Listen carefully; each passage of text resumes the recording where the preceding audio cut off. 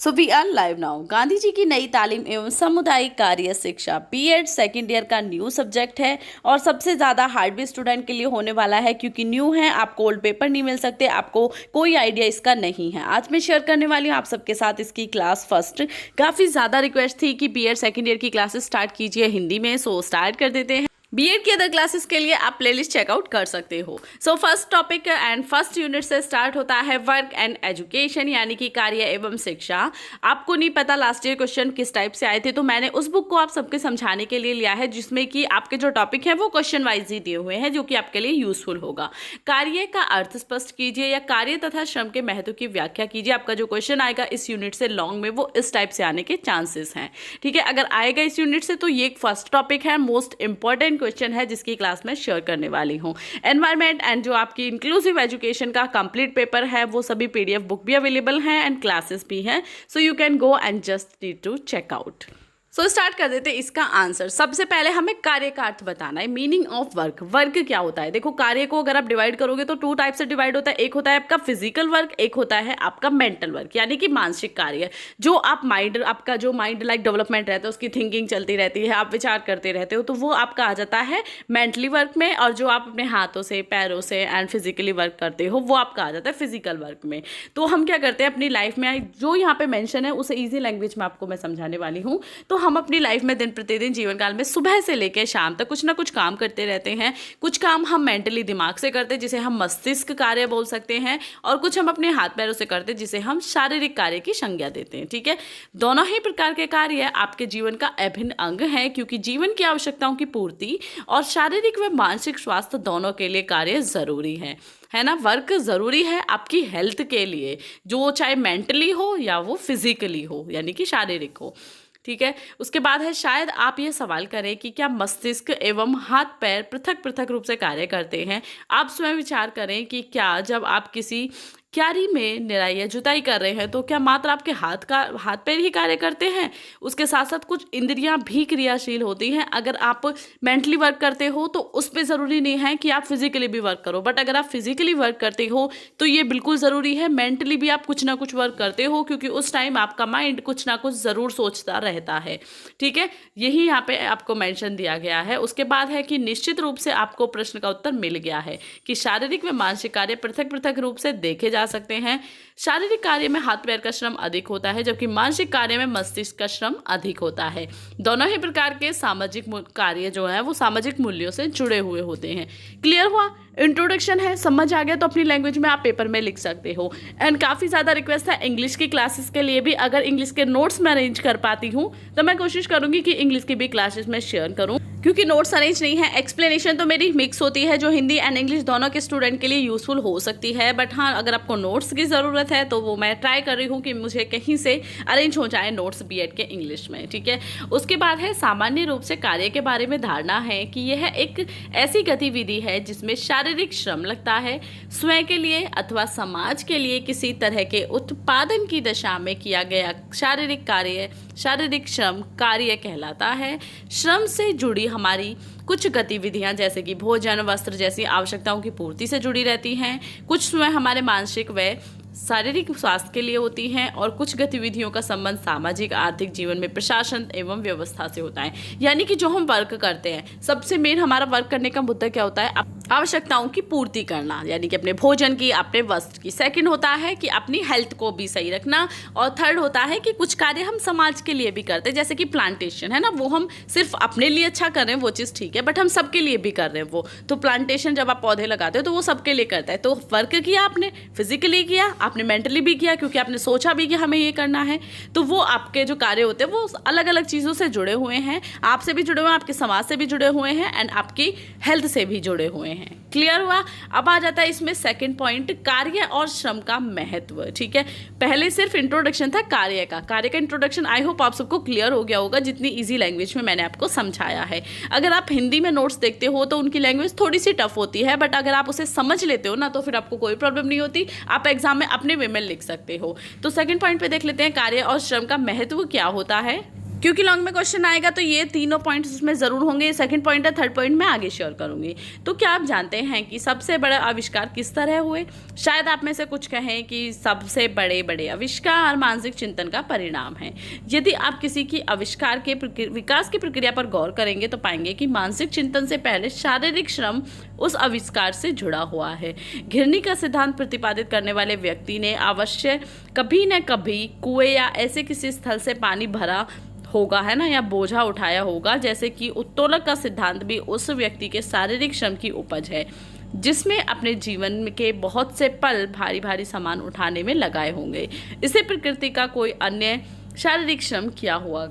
Handpump की संरचना भी कुछ कारागार के अनुभवों को साझा करती है। शारीरिक श्रम के महत्व को प्रतिपादित करने का यह एक दृष्टिकोण है। श्रम के दूसरे दृष्टिकोण को समझने के लिए आप स्वयं की दिनचर्या पर दृष्टि डालिए और स्वयं से प्रश्न कीजिए, कार्य का महत्व क्या है। देखो, जब हम कार्य करते हैं तो मैंने आपसे कहा था, अभी ऊपर आप सबके साथ शेयर किया कि जब हम मेंटली वर्क करते हैं या फिजिकली वर्क करते हैं तो वो दोनों से रिलेटेड होते हैं।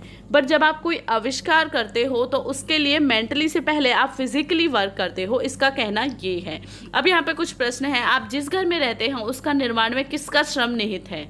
उस घर में लगी ईंट को बनाने में, ईंट सीमेंट आदि की ढुलाई में, दीवार खड़ी करने में, छत के लिए ढोला बनाने में एंड पुताई करने में किसका श्रम लगा होगा, है ना। तो ये क्वेश्चन आप कीजिए कि किसने किया। आपने किया वो ठीक है, आपने सोचा, आपने पैसे दिए, बट उसके पीछे बहुत लोगों की मेहनत होती है जो यहाँ पे आपको कार्य और श्रम का महत्व बताने वाले हैं। यानी कि यहाँ पे जो कार्य किया गया वो श्रम था। अब आ जाता है इसका इंपॉर्टेंट पॉइंट, कार्य और आजीविका। कार्य और आजीविका का आपस में घनिष्ठ संबंध है। इस संबंध को समझने से पहले जीविका को समझना जरूरी है। आप आजीविका को किस रूप में परिभाषित करते हो? यहाँ पे जीविका है, आजीविका आप कुछ भी लिख सकते हो। कुछ बुक्स में जीविका है, कुछ में आजीविका है, मतलब दोनों का सेम है। एक लुहार दिन भर श्रम करके, ठीक है, फावड़े तैयार करता है और उसे बेचता है, बदले में उसे धन मिलता है। पारस्परिक रूप से देखें तो उसे धन की जगह अनाज इत्यादि जीवन उपयोगी सामग्री भी मिलती है। तो एक किसान कड़ी मेहनत कर अनाज उगाता है, कुछ फसल वह स्वयं के परिवार के लिए रखता है और कुछ को बेच देता है। शिल्पकार बांस से तरह तरह की सजावटी उपयोगी वस्तुएं बनाते हैं और उन्हें बेच के अपने घर का खर्चा चलाते हैं। रिक्शा चालक दिन भर धूप में, गर्मी में, बरसात में यात्रियों का वर्ग तक पहुंचाता है, उन्हें काम तक पहुंचाता है और बदले में उसे धन प्राप्त होता है। यानी कि जीवन की आवश्यकताओं यथा भोजन आदि प्राप्त कर सकें, इसलिए वो कार्य करते हैं। तो यही संबंध है आपका कार्य और आजीविका में।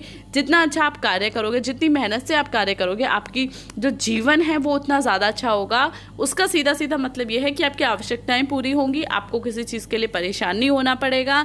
अगर आप अच्छे से मेहनती करते हो, आपकी इनकम अच्छी है, तो वो आपकी जो लाइफ है, आपकी जो फैमिली है, वो अच्छे से एक जीवन बिता सकती है। तो ये आपका कार्य और आजीविका में संबंध है।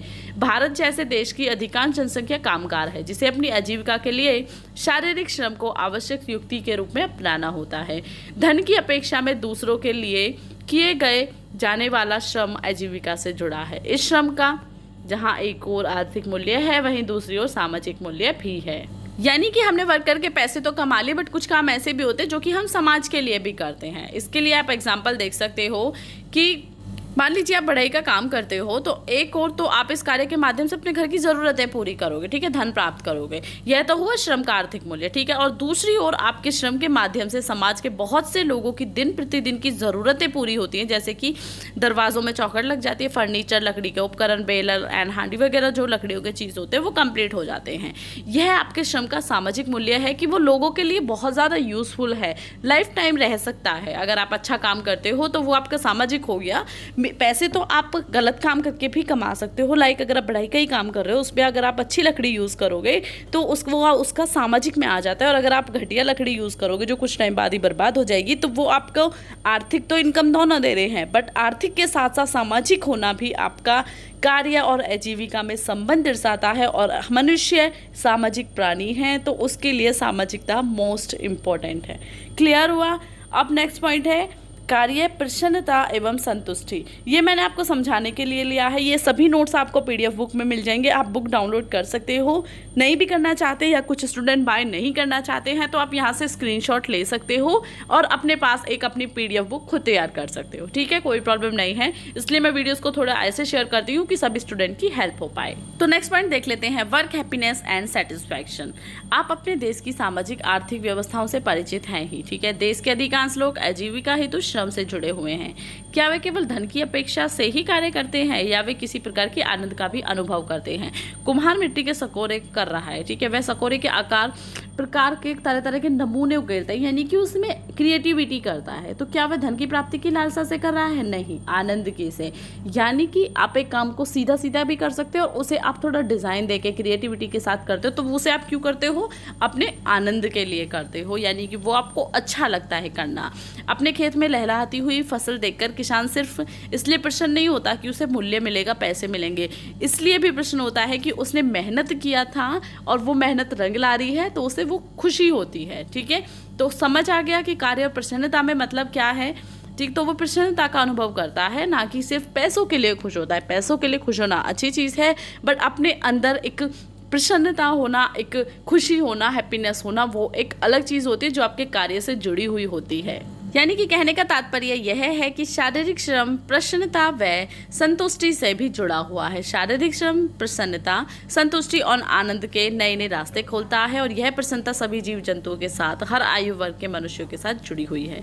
सूर्योदय के साथ ही चिड़ियों का दाना चुगने के लिए उड़ान भरना, किसी भी अनापेक्षित स्थितियों पर कुत्तों का चौंकना होना, भौंकना या कुछ पशुओं का शिकार पर निकल जाना, यह सब कार्य प्राणी और उसकी संतुष्टि के लिए कर रहे हैं। छोटे छोटे बच्चे जिनकी सूक्ष्म व स्थूल मांसपेशियां भी विकसित नहीं हुई हैं, वे भी अपने सामने, ठीक है, जो भी वस्तु आए उसे पकड़कर या उठक पटक करते हैं। ठीक है, खुश होते हैं। तो इस प्रकार वृद्ध व्यक्ति जो अब शारीरिक ऊर्जा के संदर्भ में शिथिल पड़ जाते हैं, वे घर पर आने जाने वालों की निगरानी करते, तो किस लिए? उन्हें उससे सेटिस्फैक्शन होता है कि वो कुछ कर रहे हैं, या यहाँ पे आप बोल सकते हो कि वो एक नया रास्ता ढूंढते हैं, कुछ नया करने का कोशिश करते हैं जो वो कर सकते हैं और जिसमें उसे आनंद भी मिलता है, जिसमें उन्हें सेटिस्फैक्शन भी मिलता है। तो यही आपका फर्स्ट क्वेश्चन था इस यूनिट का। अदर क्लासेस भी आपको डे बाय डे मिलते रहेंगी, आपको सिर्फ चैनल पे कनेक्टेड रहना है। So thank you for watching. I hope ये वीडियो सभी स्टूडेंट के लिए यूजफुल रहेगी।